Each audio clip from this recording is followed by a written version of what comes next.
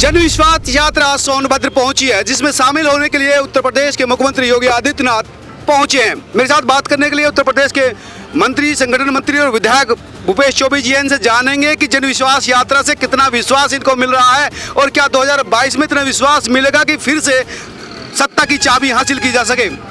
विनोद सोनकर जी राष्ट्रीय मंत्री हैं।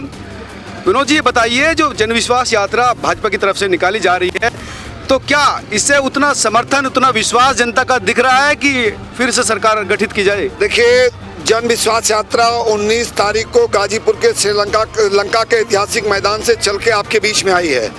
विभिन्न गांव चौराहे चट्टी से होकर आ रही, जिस प्रकार का जन विश्वास देखने को मिल रहा है, निश्चित रूप से 2022 में भारतीय जनता पार्टी की स्पष्ट और प्रचंड बहुमत की सरकार बनने जा रही है।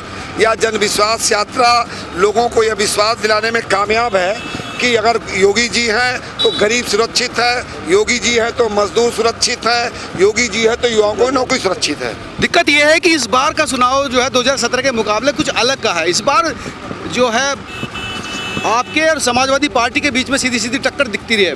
अदर जो पार्टीज हैं, चाहे बसपा हो, कांग्रेस हो या फिर दूसरी पार्टी जो जहाँ सपा के खेमे में ओबीसी पार्टी सिमट के गई है, पिछली बार आपके साथ ही, तो कैसे इस बार जो है फिर से आपको लगता है कि जन समर्थन मिल रहा है? देखिए, उत्तर प्रदेश में समाजवादी और बहुजन समाज पार्टी का जो मजबूत गठबंधन माना जाता था, उसको उत्तर प्रदेश की जनता ने हराने का काम किया और हम लोग 64 लोकसभा जीता था।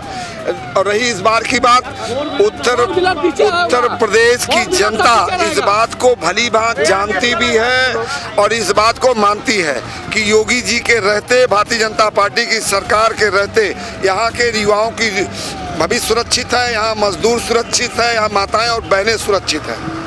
पश्चिमांचल में फिर से काशी के जरिए एक धार्मिक कार्ड खेलने की कोशिश की जा रही है जी। क्या लगता है कि विकास के कार्यों का मुकाबला धार्मिक डिवीजन के जरिए ज़्यादा बेहतर काम किया जा सकता है? देखिए, हम लोग गन्ना की बात करते हैं, वो जिन्ना की बात करते हैं, क्योंकि वो भली भांति इस बात को जानते हैं कि अगर विकास के मुद्दे पे चुनाव लड़ा गया तो वो जीत नहीं सकते, क्योंकि जवाब उनको देना है, बताना उनको है कि आज़ाद भारत में उत्तर प्रदेश में 12 मेडिकल कॉलेज थे।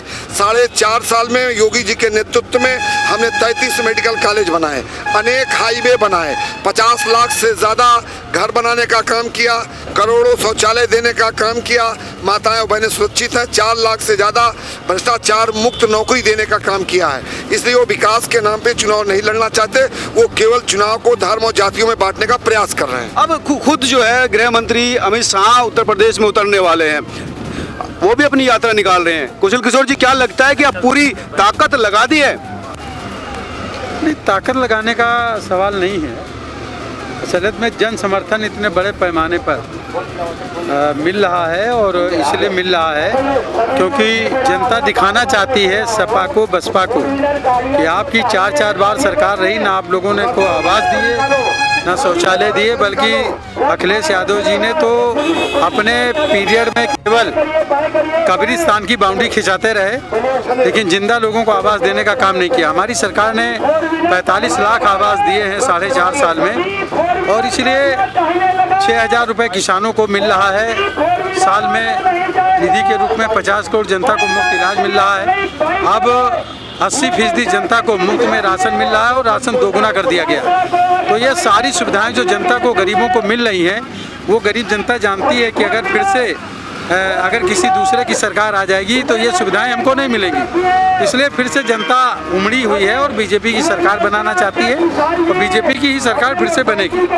किसान आंदोलन लगातार चला, प्रदेश किसानों को है, तो ऐसे में क्या लगता है किसानों की जो नाराजगी है वो कम हो गई है वापस लेने से? फिर कैसे किसानों को सेट कर पाएंगे? किसान पहले भी नाराज नहीं थे, मात्र कुछ नेता लोग और विपक्ष लोगों को उनके कंधे पर बंदूक रखकर चलाने का काम कर रहे थे। माननीय प्रधानमंत्री जी किसानों से उनकी मांगे जो थी उनको मान लिया और इससे जो है किसान नाच रहा, गा रहा, खुश हो रहा है, मिठाई बांट रहा है और खुशियाँ मना रहा है और इसलिए किसान भी सब मिल करके बीजेपी को वोट करेगा, कमल पे वोट देगा। मजदूर और किसान दोनों की।